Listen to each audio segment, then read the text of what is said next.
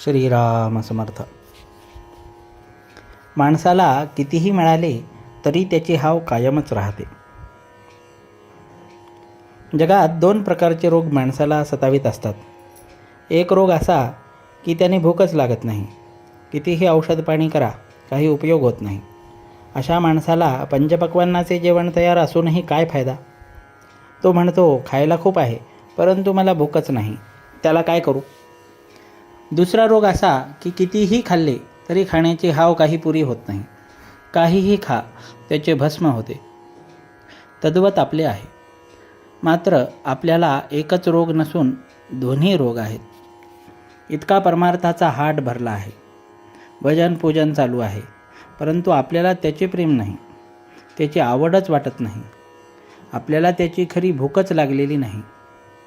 उलट पक्षी भगवंताने आपल्याला आपल्या कल्पनेपेक्षा खरोखर कितीतरी जास्त दिले. बायको, मुले, नोकरीधंदा, घरदार इत्यादी कितीतरी गोष्टी की ज्यापासून सुख मिळेल असे आपल्याला वाटते, त्या गोष्टी पुरविल्या. पण अजून आपली हाव या सर्वांना पुरवून, या सर्वांचे भस्म करून कायमच आहे आणि परमेश्वराचे प्रेम मात्र काही लागत नाही. हे असे किती दिवस चालणार?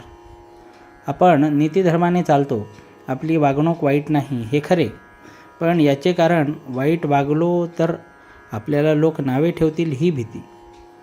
असा हा दिखाऊ चांगुलपणा, ही वरवरची सुधारणा काय कामाची? मानवी जीवन सुखी झाले तर ती सुधारणा म्हणायची. उलट आजची स्थिती पाहावी तर सुधारणा जितक्या जास्त तितका माणूस जास्त असमाधानी झाला आहे. परमेश्वराचे प्रेम लागल्याशिवाय आणि इतर गोष्टींची हाव कमी झाल्याशिवाय काही फायदा नाही. तीर्थयात्रा, पूजा, भजन ही परमार्थाची नुसती आठवण देतील, पण अंतरंग सुधारेलच असे नाही. आणि अंतरंग सुधारले नाही तर बाकीच्याचा उपयोग नाही. आपण दरवर्षी वारी करतो आणि जन्मभर वारी करीतच राहणार, परंतु परमेश्वराचे प्रेम मात्र काही लागत नाही. खरोखर मनुष्याला किती असले म्हणजे पुरे होईल हे ठरलेले नाही. आहे त्या परिस्थितीमध्ये समाधान मानले की जे आहे ते पुरेल. परमार्थ समजून जो त्याचे आचरण करील त्याला तो लवकर साधेल.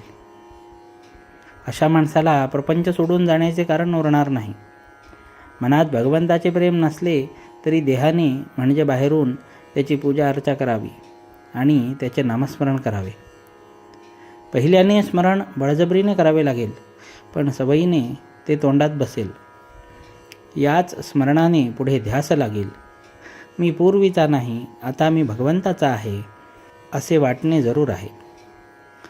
ज्याची हाव म्हणजे वासना पुरी झाली नाही तो आशेवर अवलंबून असतो. या कारणाने त्याला समाधान मिळत नाही. जानकी जीवनस्मरण. जय जय राम.